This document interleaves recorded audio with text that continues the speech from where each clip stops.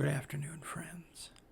I'd like to welcome you today to What's in Tegan's Storage Locker. It's the show that dares to ask the question, just what is in my storage locker? Usually, not today, because I bought this thing at Wal-Mart 48 hours ago. It had been sitting next to the register for months. And for months I had wondered, what is in that bag? You know, out of professional curiosity as much as anything. These type of bags sold at a Walmart or a place like a Walmart used to be extraordinarily common.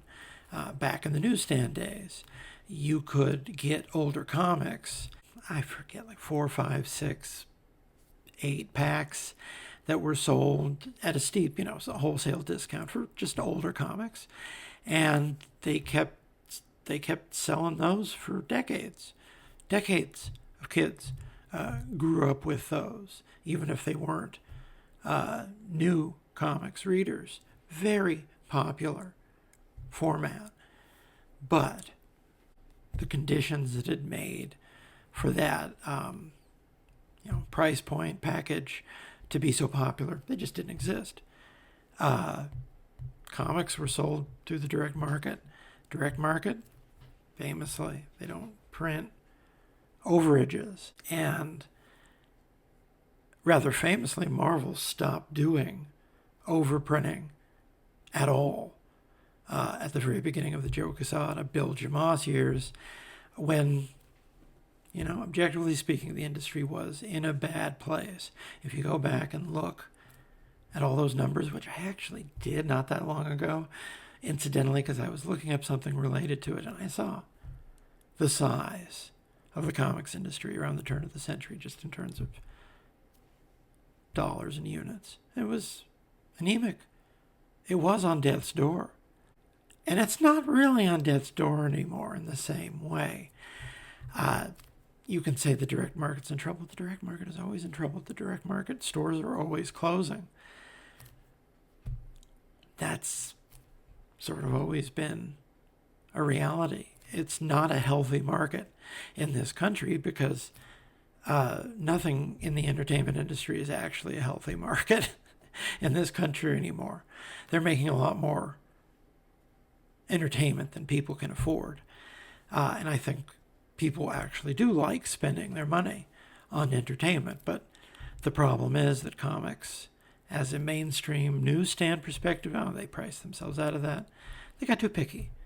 The fix was in when Mr. and Mrs. Middle America began to associate old comic books with money and not cheap entertainment.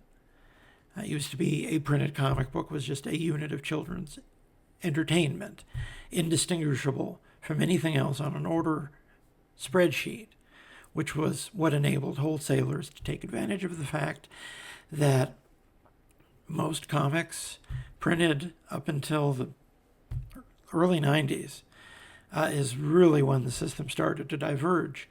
But before then, most every popular and unpopular comic you can think of was still printed in hundreds of thousands of copies. And at least, usually, once over in a double run that was pulped, disappeared, ended up in discount packs. If they were simply returned by the newsagent, the cover had to be torn off. And you couldn't really resell those. But there were so many comics printed. And to some degree, the direct market mechanism hasn't really budged in terms of returnability, overprinting. Overprinting is still, it's still used. It's a gimmick. It's only a gimmick. But like any other gimmick, sometimes it can work really well, but it's just not how the business operates. So I don't know how they get enough extra printings of contemporary Marvel comics unless someone is a wholesaler subcontracting for them to print overages, for them to buy and package, which is, one of the things that was done before, I'm certain.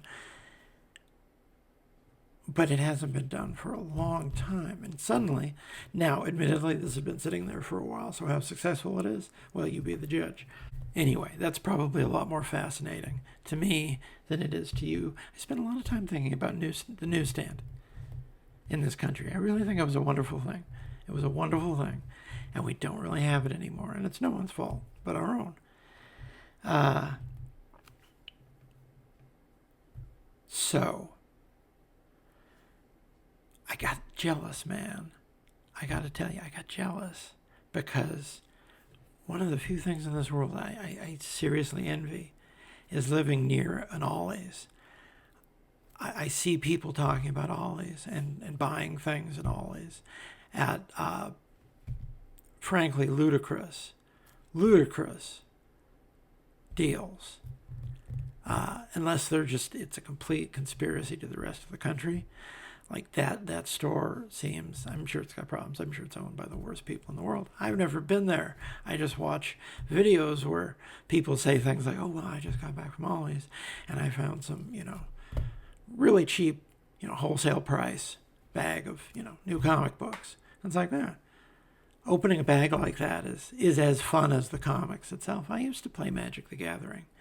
Like, not just the online, but paper at various points in my life. I understand the appeal. Now, ask me how long it's been since I've spent money. Oh, did I just stab that? I think I just stabbed the cover. Well, what do I expect? I'm not sending these things in to be CGC graded. I'm not. But I'm really curious. I'm curious to see where this journey will take us.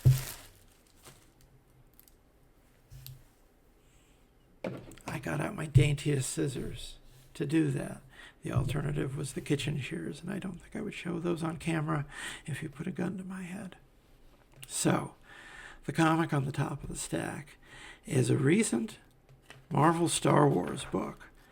How recent? 2022. I've said before, I'm part of your audience if you want to sell interesting Star Wars books, and I do not buy very many Star Wars comic books. I'm sorry, they all look the same. They all have too many variant covers, so it's all just one undifferentiated mass, unless it's something like one of those black and white books that I do like. Every now and again they put out something, like an interesting one-shot that I'll pick up. But, man, they got a lot of books and a lot of crossovers. And it hurts. It hurts the appeal. You should be able to sell a comic with Han Solo. Obviously, you do sell a comic with Han Solo. The problem is that Han Solo should be selling hundreds of thousands of copies on the American newsstand, and that apparatus does not exist anymore. So, let's note here, this is the A cover by Alex Maleev. But this comic is drawn by this David Messina fellow, who's someone that I really got into a little bit when I first started buying comics, again, a couple years ago. He had an Image series out called 3 Keys. And, story-wise, it was some Lovecraft stuff with giant cat people. And there was a sassy lady at the center of it. But really interesting layouts. Nice looking comic book. Anyway, as I was saying, you can't go wrong buying a comic book because there's a sassy lady on the cover. As a principle of life, it takes you pretty far. So here's Han Solo. This isn't a bad looking comic book. Likeness isn't terrible. A better likeness than, I'd argue many Star Wars artists suffer under the yoke of likeness. It's the nature of the beast. If you could use those characters, the non-human ones are easier to draw. But celebrity likeness, that's a hard thing. That's pretty nice. No clue what, it's the adventures of Han Solo before he met the people you know. And, I'm a defender of the Han Solo movie. I actually thought that it was rather delightful given the circumstance of its creation. It was rather miraculously watchable. And, the plot was what it was in terms of, all the callbacks. I hope they're growing out of that stuff soon.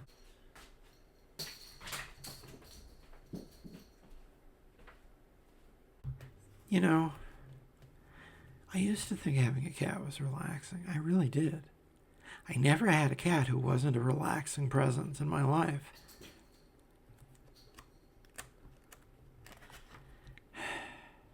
I have to be constantly vigilant around this young man.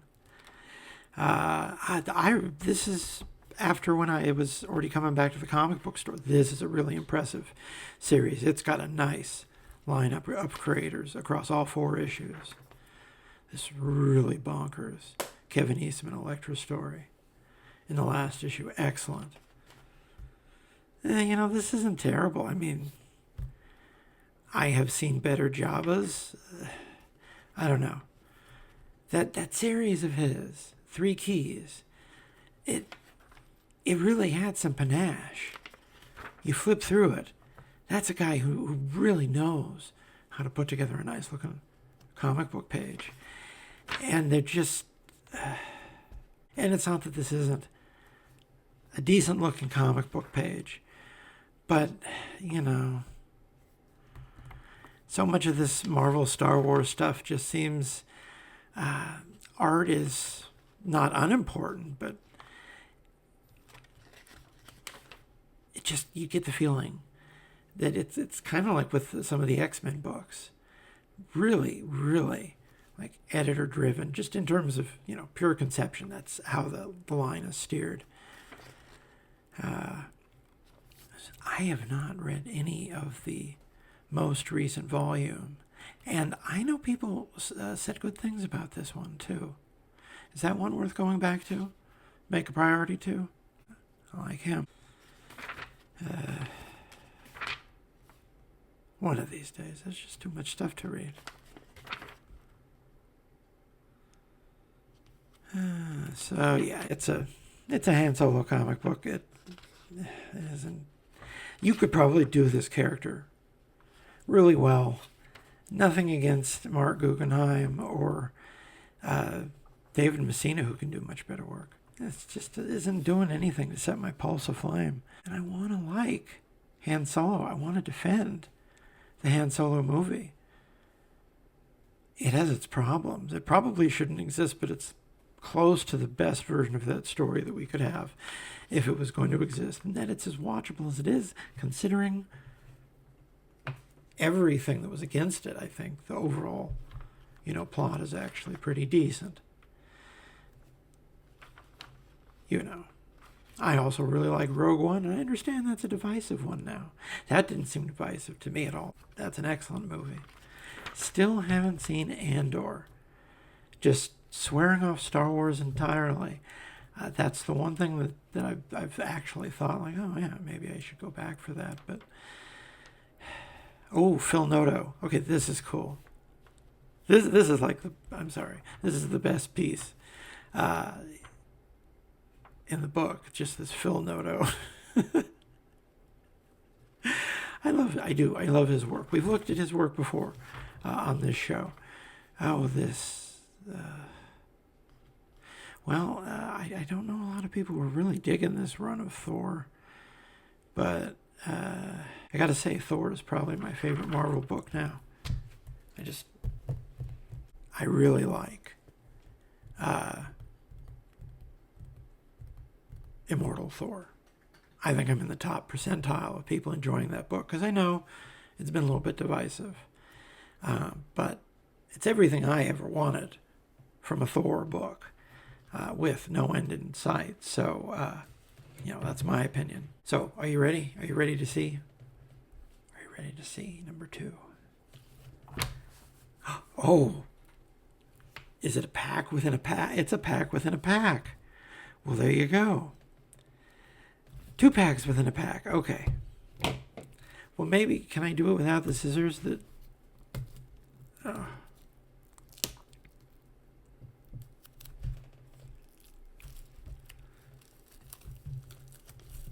Oh, I can do it without the scissors. Well, what do you know? We didn't need my dainty scissors after all.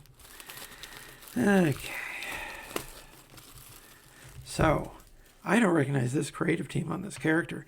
I've read really good Hawkeye Kate Bishop stories. Pretty much every solo story this character's ever had is interesting, has good people on it. There just aren't that many of them.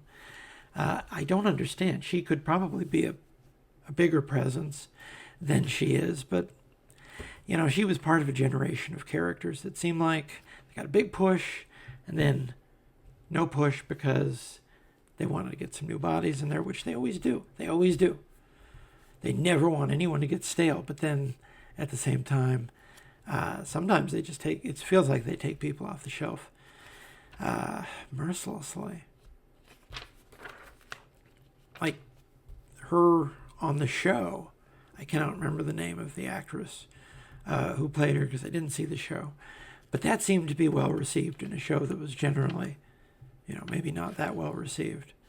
Speaking of, I still haven't seen it, but I tell you, this is the one of the movies that I've missed since I saw Deadpool the other day, and that was the first Marvel thing I saw since Endgame. I took them at their word. But of all the stuff I missed, the one thing that I do want to see when I have a free moment is this Eternal, simply because it was so divisive. That tells me that they were at least trying something. Maybe there's at least something interesting there. So first page is texting. Honestly, I think the Exterminators, that was the name of it, the recent Exterminators used texting really well. Oh, that's terrible. I'm all for putting ads in the comic, but if your first page is a text page like that, which, that's fine if you want to do it, but then you shouldn't have your third page be an ad. I'm sorry. That used to be, back in the day, that used to be sacred space. And then there's your big ad after the first couple pages there. So yeah, what is this was 2021 was that? Yeah, 2021. So I don't know, was this for another promotion or, because this is a fairly generic in terms of like what's happening in it. Oh, that's pretty nice. Okay, well maybe we're moving on to something more interesting. She can move in these high society circles because that's where she's from. That's her home.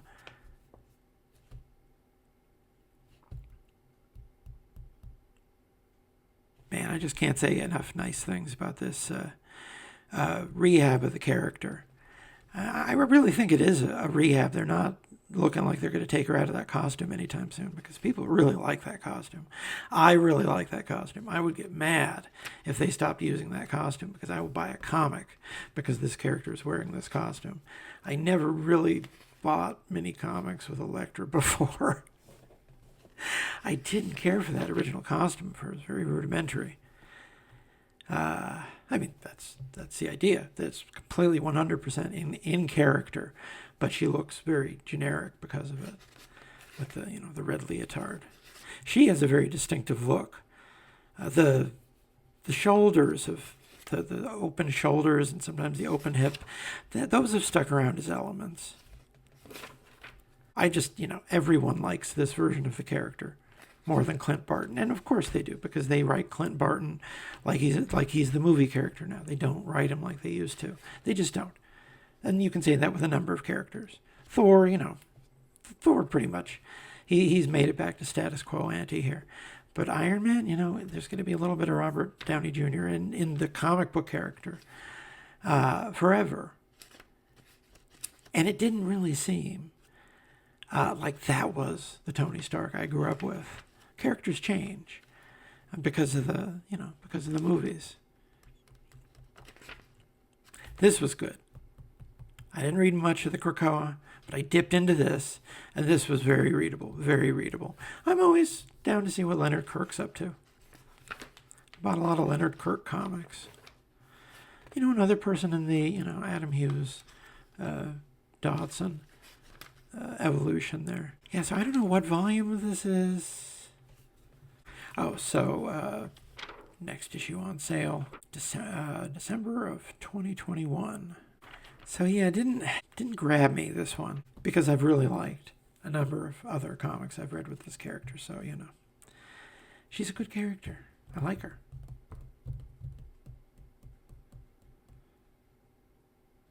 Thank you, M&M's.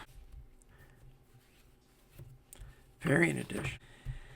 Oh, this is the, oh, goodness, yeah, this was on stands right before I started buying comics again heavily, because I couldn't find a set of these on the shelf, so I just decided, wait and catch up later.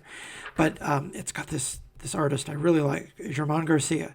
Excellent artist. So that's one less of the series to track down. And this actually, I think it got some attention just because this guy drew it. Who did this cover? Jesus Saiz. Okay, that looks like him, I think. Yeah, nice cover. Tells you what you're going to get. I just hope there's some Shanna in here because I can't, I can't deal with my Khazar uncut. I need some Shanna. And this is where I need to get back into the story because I read the Aaron run up to the Phoenix tournament, and it was all various shades of terrible and awful, but quite readable still. So I do intend to go back and finish it at some point. But man, look at this! Who's doing the color cut on this jam here? Mateus Lopez. Yeah. Okay. Look at this. Look at this. Oh yeah. This is nice. This is good. This is worth. Oh man, look at this. Jeez. I don't think I saw this. I'd probably pick this up if I saw it somewhere. Have to tune out sometimes. Man, look at this. And look, this is a nice looking Shanna. It'd be nicer if we saw her, kicking Khazar to the curb there, but, what are you going to... Some people just... some people. So, yeah, this Darkhold event, I need to go back to this at some point because I remember people were actually saying good things about this event. And Jordi Belair writing. That makes it interesting in and of itself. Man, this just looks so good. Although, if I didn't know any better, I'd say that his Shanna looks suspiciously like his Barbarella.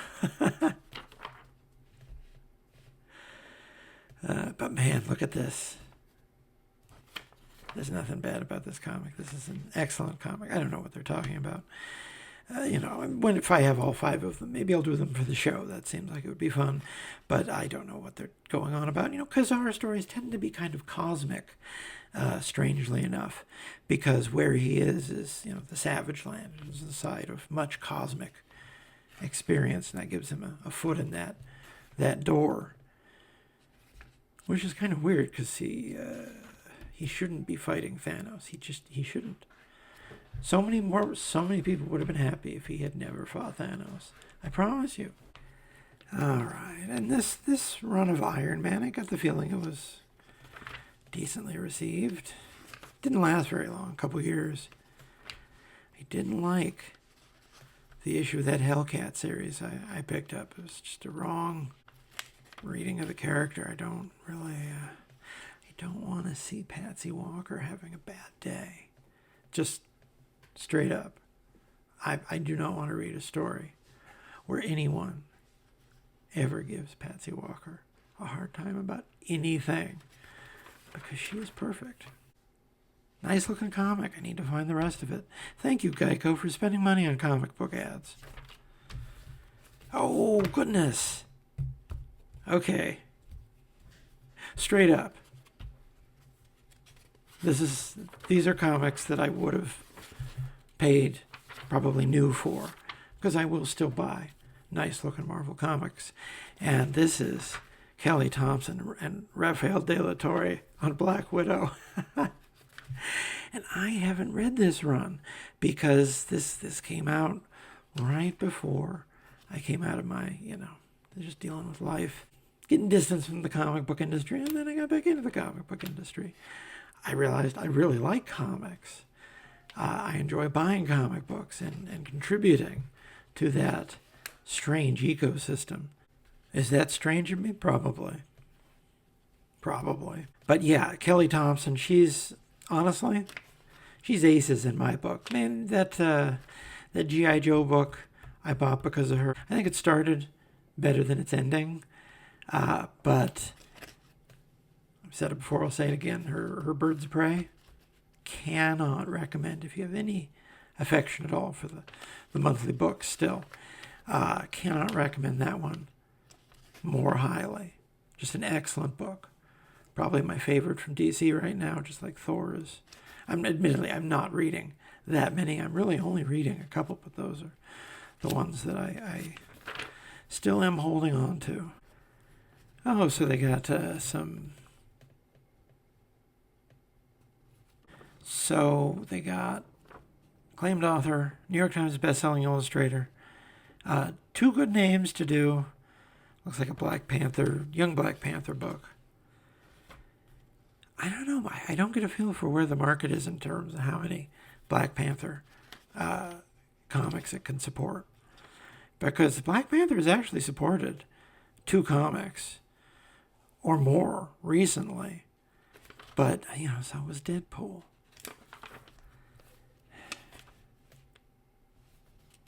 Like I say, the nut to crack, as far as direct market math, is how Todd McFarlane can have a whole line of comics, base price $3. Doesn't seem to be sacrificing any, quality. It's Spawn.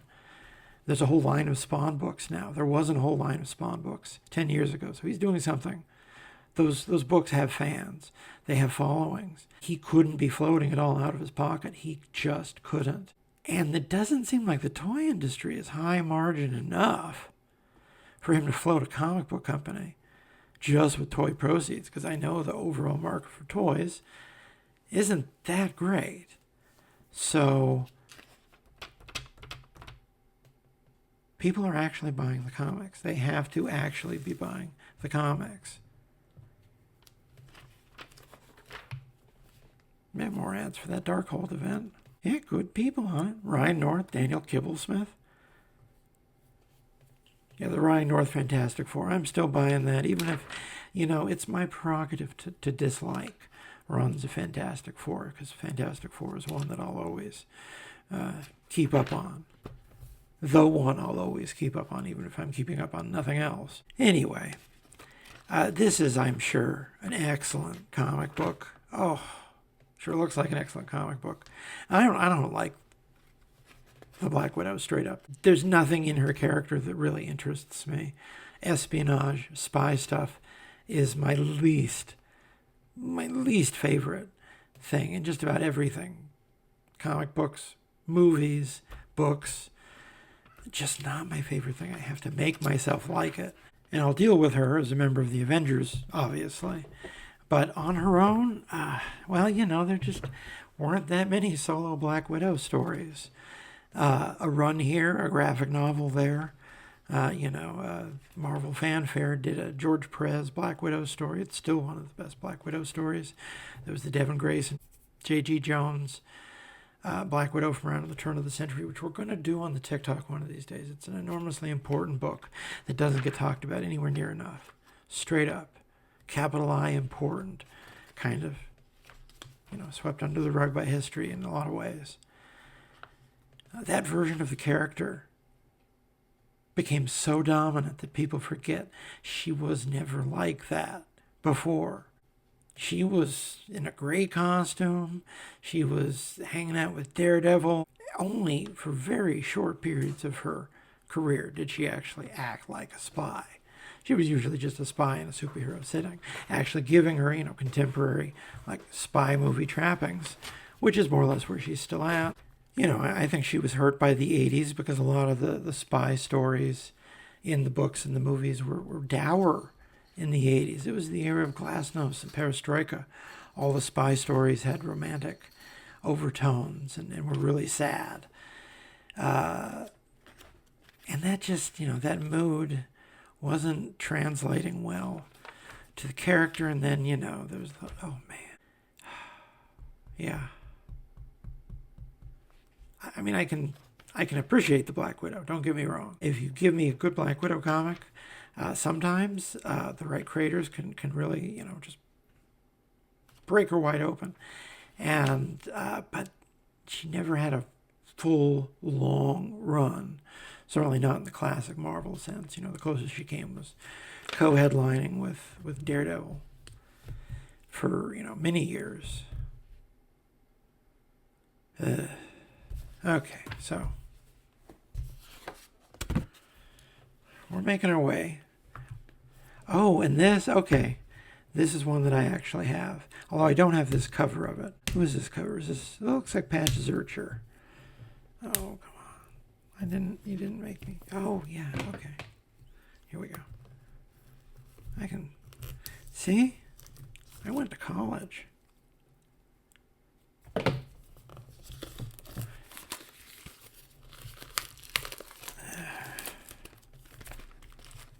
All right. Okay, so yeah, this is not only a comic that I have read and own, but I featured this on the TikTok somewhere around a year ago because it is a part of the aforementioned Jason Aaron Avengers run. But it's this specific book is drawn by Kev Walker, and it is a very nice looking Kev Walker comic book. He is having the time of his life drawing these like goofball cavemen Avengers. And my problem with these characters, I mean, there are a couple different problems. They haven't sold me on why there's a Star Brand in Earth's past when Star Brand didn't exist on Earth until 1992.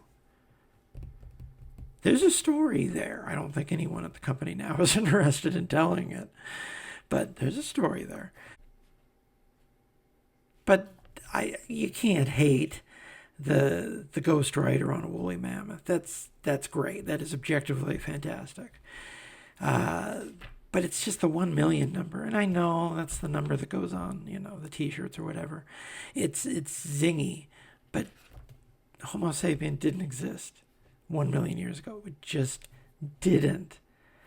I will accept a man on fire riding a woolly mammoth on fire, but I will not accept you messing with the timetable for the development of Homo sapiens like that. So yeah, it's just a goofy comic with this, not one-off. They appeared a few times during the run, but not a team that was, destined to have a long run of their own comic. But interesting to see interacting, periodically. An interesting group of characters. And this is that Exterminator's book. Yes, I recommend this highly. One of my favorite books of the last few years. You might hate it. I just thought it was great. Really fresh. A breath of fresh air, frankly. Yeah, so they made a push for Star Fox during the Judgment Day thing. Okay, so yeah, this is about the birth of Thor, and honestly, in hindsight, what were people upset about? They didn't change Thor's mother. This is still Gaia, the mother of the earth, as seen in the current run of Thor, and mother of Thor. There's nothing in here that messes with that, other than, there was inexplicably a red-headed woman walking around like 500,000 years before the earliest estimates of when Homo sapien existed. And she had an affair with Odin. No, she didn't have an affair with... No, she did have an affair with Odin. But Odin was just having lots of affairs because, mythologically speaking, they're kind of on solid ground with a plot point like that, I have to say. Yeah, I need to go back and actually read that because I like the people who wrote it. and drew it. It had talented people. So yeah, this is a fun comic book. Nice looking. If you see it in a dollar box, it's worth picking up because Kev Walker, this is an interesting fun fantasy assignment for him. He does all kinds of stuff. He did a run on Predator. He did 6 issues, Marvel's first 6 issues of their relaunched Predator books. And that's a very, very nice looking story. And I didn't keep buying the Predator line. Even though I was kind of into the story, I wasn't into the story enough to keep going if you're not going to give me Kev Walker or the equivalent. And, it's like Star Wars. Those books live and die based on who you can get to draw them. So, oh, God. Man, they really, of course, you want to talk about a doomed property. What a strange, strange property when you write up the history of its release over the course of all these decades. It'll make for a nice, thick, book if someone, puts between two covers. And people liked her, even if it seemed like people didn't like the show so much. I think they made the distinction that she was good in a show that, maybe had some problems. That was just my outside looking in perspective on that one. We actually read an issue. Oh, I know you're sick of me saying this. We read an issue of The Reckoning War on the TikTok not that long ago because it was an issue. It was a Watcher What If special. I just read another issue of What If, so I picked it because it was a recent usage of Uatu associated with the franchise. And for years, they didn't want Uatu in What If. They took him out for decades. And, well, who's laughing now?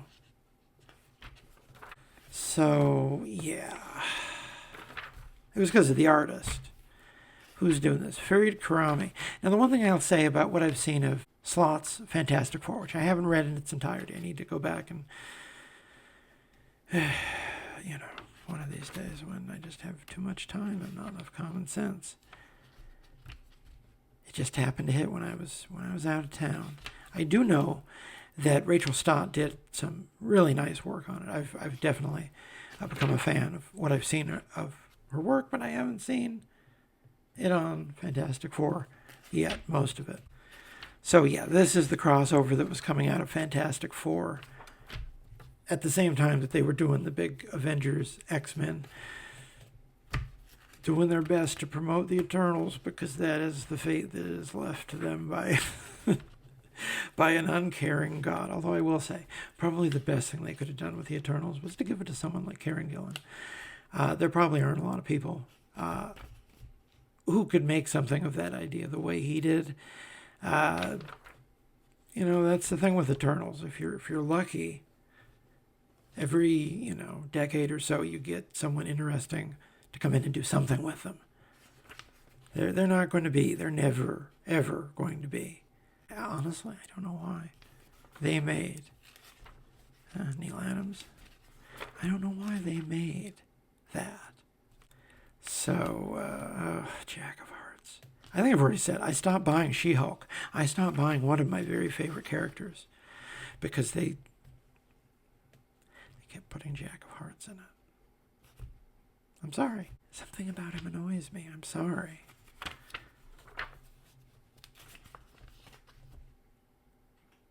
So yeah, this is in the middle of a crossover that it's the B crossover running next to an X-Men and Avengers event. Good luck. Although there's a guy from X-Men. They're at the Amcron Crystal. They're doing something. I'm sure I'll go back and read it eventually. They aged Franklin up. I know. Time goes by, even in the Marvel Universe.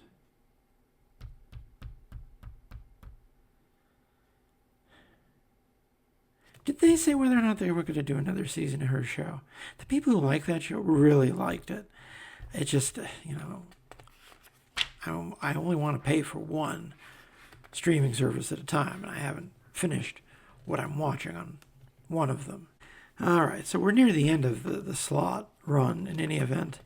The end of this volume, I think, is going to have that two-parter that is part of that crossover that has Sue Storm doing a Die Hard in the Baxter Building, which that's when I started buying Fantastic Four again. Like I say, if I'm buying comic books, I will probably be keeping up with what's going on in the Fantastic Four, even if I hate it. As you grow older, you value those type of things. It's no different than, rooting for a sports team that usually underperforms. So we're still left with the mystery. Where these excess copies come from? Are these excess printings that were generated by wholesalers buying up significant portions of print runs in order to get variant covers? Because I buy discount comic books online sometimes that are, obviously the ones they overorder and then mark down, 6 months later. Because they get one cover that they know they can sell at that price because they already have someone's signature on the dotted line about it. Kelly Thompson. Oh yeah, there you go. I guess I gotta go back and read this run of Captain Marvel. Man, I don't know, man. I'm really bullish for Kelly Thompson, but I am not bullish for Captain Marvel. Carol Danvers, I know. Carol Danvers used to be one of my very favorite characters. And then, just in successive stories... Oh, she's binary again. That's cool. And just in successive stories. There was the revamp, which... That's just life. I don't care for a couple turns they made with the character. I got attached to the Kurt Busiek version, who was, in hindsight, a real sad sack in a lot of ways, going through the ringer. But they really sold us to her. They pushed her onto a new generation by putting her through the ringer, showing her that she was kind of a messed up person in a lot of ways. She'd made bad decisions, but she'd also had some really unlucky, rolls of the dice there. And she was an interesting character. And her arc after House of M. Remember, they made a big push for her coming out of House of M, where, the whole point of House of M for her character was that she was the most famous superhero non-mutant in the world. She lived a really great life. Basically the best possible version of Captain Marvel she could be, only, it was under Magneto's quasi-fascist rule. So it was kind of an interesting awakening for her character, and that's how they pushed her forward from that point on. They didn't actually give her Captain Marvel until the turn of the decade, when they had the huge costume change, and that gave her the new fan base, the new momentum, all the way into the movies. She is a famous character now in a way that she just wasn't before. She just wasn't. But I liked her when she was kind of messed up. She spoke to me when she was having problems in her life. And then they did Civil War II. I can't respect her after that. I'm sorry. Carol.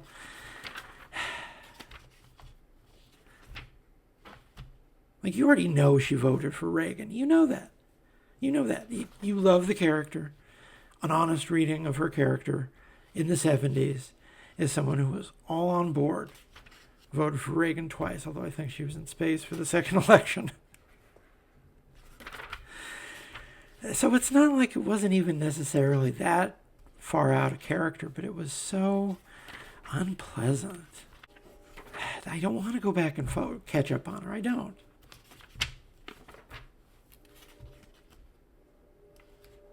Who's coloring this jazz?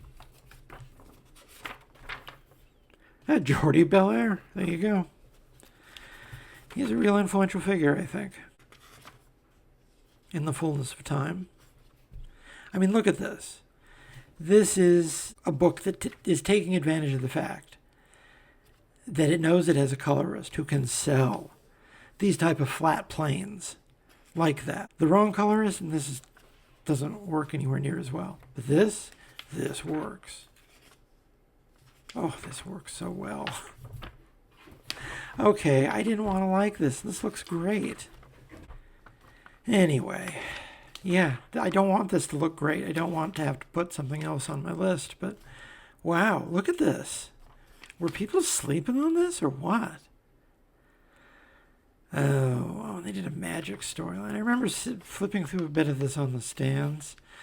It's like a bunch of magicians being mean to Carol Danvers, but not in a fun way. So is Binary separate from Captain Marvel right now? I don't know. Or Moon Girl. Moon Girl, that's a great character. I think that they should probably keep Moon Girl on the stands forever. Evergreen right there. Did this do well for them? I don't know. Fortnite didn't die. I expected it to be one of those things that would just be popular for a couple of years and then I don't know, like Five Nights at Freddy's. I still don't know what that is. It's had whole movies and product lines and toys in the store. I still don't know what it is. I'm trying to keep it that way. Fortnite is a game. I know that. I know that much. That people do play professionally, apparently. People play Magic professionally, too. It doesn't mean you have to respect them for it. All right, so that was a journey into a different type of comic book buying. Well, frankly, there's some comics here that probably, I wouldn't have bought new. Some that I would have bought new. A couple one I have read, so that's pretty good. Yeah, Kelly Thompson, I guess the lesson from this random assortment, this is Zach Thompson, in case you're curious. The lesson from this assortment is that Kelly Thompson has sort of been Marvel's secret weapon for a while now. These are both excellent looking comic books by good artists who know what they're doing. It's the writers who attract good artists to work with them who you want to pay attention to. And apparently she knows how to get good work out of good people. So, that's our lesson for today. Is this, who did this? R.B. Silva. Okay. Who was doing I still had 3 variant cover artists. They used to sell comics at the supermarket. Long time ago when dinosaurs ruled the earth. Anyway, well, I can promise we are not going to be doing this very often. This is a one-time thing because, I don't know, did I get $10 value out of it? Strictly speaking, on a resale value, almost certainly not. But there were a few good comics in here. A couple comics that I maybe wouldn't recommend. A couple of things I do want to look more for with good people in them. So, yeah, it's funny. Just a random sampling of random Marvel comics from 2 or 3 years ago. The line was fairly readable with, books like this in it. Interesting to see that. All right, check out the Patreon. Check out the TikTok and the Instagram. Same reviews up on both platforms. Check out the podcast with Claire Napier. It's called Udder Madness. We talk about Top Cow Comics, baby. You know it. You love it. Witchblade, The Darkness, all that stuff. Recently, I had an article up on the Journal about Godzilla, and as the glow has faded, it has been replaced by the awareness that I need to get off my butt and write something new. Something is being written. I won't tell you what it's about, but something is in the process of being written. I'm trying to take my time, getting back in the swing of things. Be well. The vibe is weird right now, and like I've been saying, that's not even completely a bad vibe, but it's weird. It's weird. Take care of yourself. Be kind to yourself. Be kind to the world. Be kind to small animals and children. Do I usually say it the other way around? I don't know. I'm up to the late 60s of these things. Who thought that I would do this many weird videos online. You people do not necessarily want to see me talking about new comics, I'll say that. Gotta give the people what they want. I don't know if people want this. We'll see. Have a wonderful day.